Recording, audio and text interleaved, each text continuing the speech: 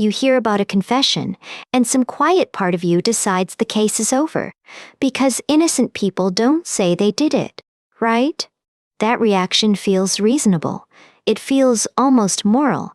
If you didn't do something terrible, why would you ever put those words in your own mouth? But a confession is not only a sentence, it is the final product of an interaction shaped by pressure, fatigue, fear, authority, and time.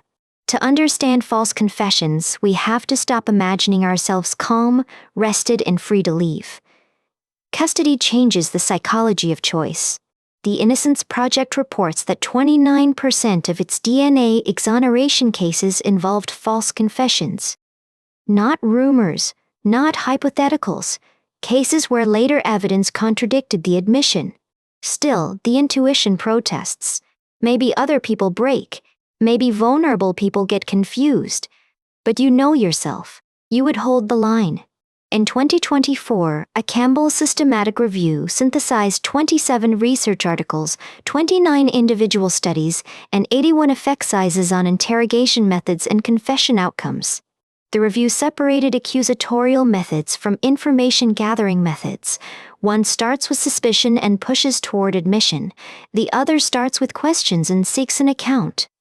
Accusatorial interrogation produced significantly more false confessions than direct questioning.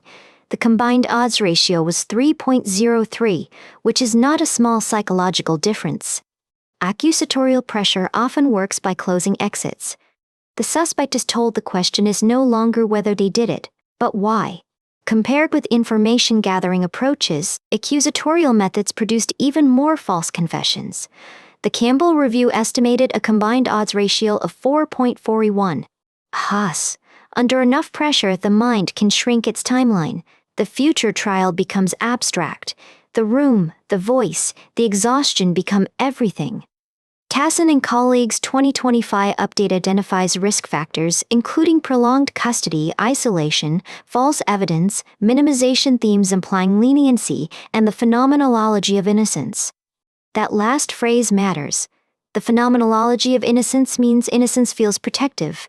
You assume the truth will save you because, usually it does. Kassin's 2025 review argues that innocent suspects may waive rights, talk longer, and resist caution because they believe their innocence is obvious. At first, that confidence can make cooperation feel sensible. Explain everything. Answer every question. Stay transparent. Only guilty people hide.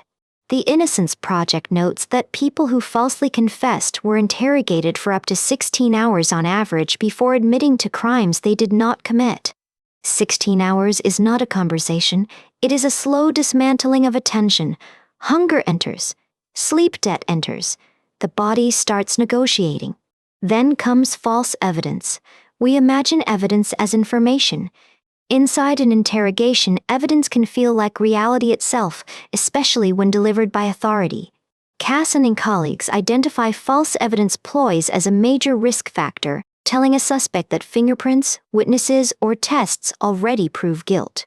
If the institution says it has proof, the innocent person faces a new problem. Not what happened. What story will make this stop?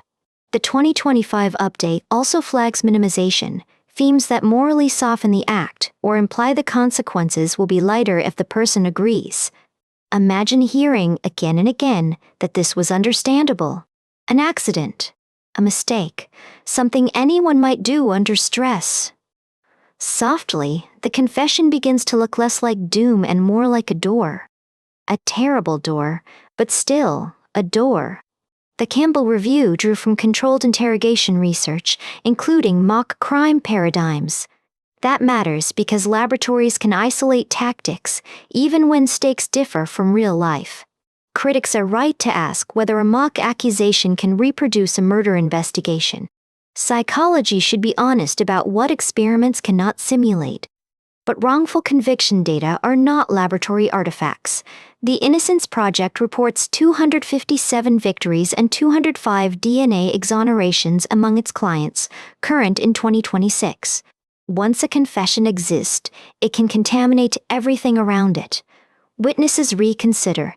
Investigators reinterpret. Ambiguous facts begin orbiting the admission. Kassin and colleagues first published a major scientific review on police-induced confessions in 2010, then returned in 2025 with updated risks and recommendations. The alternative is not softness. Information-gathering interviews can still be rigorous. They ask for narrative, check details, and test consistency without presuming guilt. The Campbell authors concluded that results support policy reform to prohibit accusatorial approaches and require science-based interviewing and interrogation practices. One practical reframe: treat a confession as psychological evidence, not automatic truth. Ask how it was produced, not only what it says. That is difficult because confessions feel intimate. They seem to come from inside the person, from some private chamber where lies cannot survive. But speech under pressure is not the same as speech in freedom. The same words can mean different things in different rooms. Memory itself is not a luck fault. Under suggestion, fatigue, and repeated questioning, people can doubt their own certainty without becoming dishonest. This is where the innocent person's confidence can flip. If they think maybe I forgot, the interrogator's certainty starts filling the gap. Not every false confession is internalized. Some are compliant. The person does not believe it. They just want the immediate punishment to end. Kassin's update distinguishes multiple pathways, including compliance under pressure and deeper changes in belief when false evidence and suggestion reshape the suspect's account. The human nervous system is built for short-term survival. It asks, how do I get through the next minute, the next demand? Most of us recognize this in smaller forms. We apologize to end an argument even when we still think we were misunderstood. Exhale that impulse into custody, exhaustion, and authority, and the impossible starts to look painfully human. Across the Campbell review, the central pattern was clear. Interrogation style affects false confession risk, with accusatorial conditions producing more dangerous outcomes. The danger is not only bad intent, it is a method that rewards confirmation, then treats resistance as more evidence of guilt. When every denial is interpreted as deception, the suspect cannot win by telling the truth. They can only keep losing more slowly. Kassin and colleagues highlight special concern for vulnerable suspects, including youth and people whose cognition, mental state, or circumstances increase compliance and suggestibility. Children are especially vulnerable because they often think like children about time. Later can feel fake. Now can feel unbearable. Adults do this too. We discount future pain when present discomfort gets intense. Interrogation can weaponize that ordinary bias. A safer system records the entire custodial interrogation, from the first question to the final statement, not just the polished ending. The Innocence Project says false confessions result from factors including coercive and deceptive tactics during interrogation, not simply from personal weakness. That distinction matters. If we see false confession as weakness, we learn nothing. If we see it as interaction, we can change the interaction.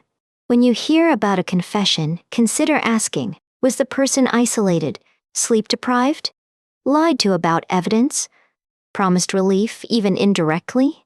These questions do not assume innocence, they protect accuracy. A justice system needs true confessions and fewer false ones. In the Campbell review, information-gathering approaches were associated with fewer false confessions than accusatorial approaches, supporting a shift towards science-based methods. Information gathering has a different emotional texture. It keeps curiosity alive longer. It leaves room for uncertainty instead of punishing it. That may sound subtle, but subtle differences accumulate. A room can invite narration, or it can demand surrender. The unsettling part is that false confession research does not require a strange person. It requires a familiar mind under unfamiliar strain. Quietly, the question is not, would I confess if innocent? It is, what would I become after enough hours without an exit? Kassin's 2025 recommendations emphasize reducing risk factors, including prolonged isolation and deceptive tactics, while improving safeguards around vulnerable suspects. One approach is to support policies that limit interrogation lengths, restrict deception about evidence, and require full recording when someone is in custody. If this kind of careful psychology is useful to you, a like or subscription helps others find the show. No pressure, just appreciate it. There is also a humility lesson here. Our strongest intuitions about ourselves are usually tested in conditions we have never actually occupied. The Innocence Project warns that false confessions occur more than most people think, especially when coercive or deceptive tactics enter the interrogation process. A confession can be sincere and false, desperate and false, strategic and false, exhausted and false.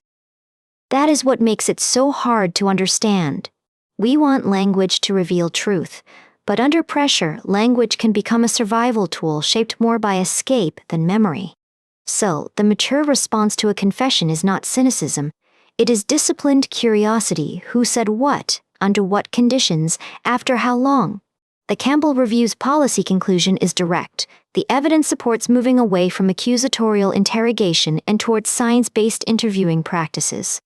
That shift does not make investigators weaker, it makes evidence cleaner. It protects the innocent and makes true admissions more trustworthy. The confession nobody understands is often the confession made by someone trying to reach the next breath, not the next decade. Consider holding two thoughts together. Confessions can be powerful evidence, and the process that creates them can distort what they mean. This is the uncomfortable middle ground psychology keeps bringing us back to. People are responsible for words, but situations help make words possible. The next time a case turns on a confession, notice your first reaction, the snap judgment, the certainty, the small internal verdict. Then ask the slower question, not just why would they say it, but what kind of room makes those words feel like escape? Because sometimes the most convincing evidence is also the most human, and the most human evidence deserves the most careful listening.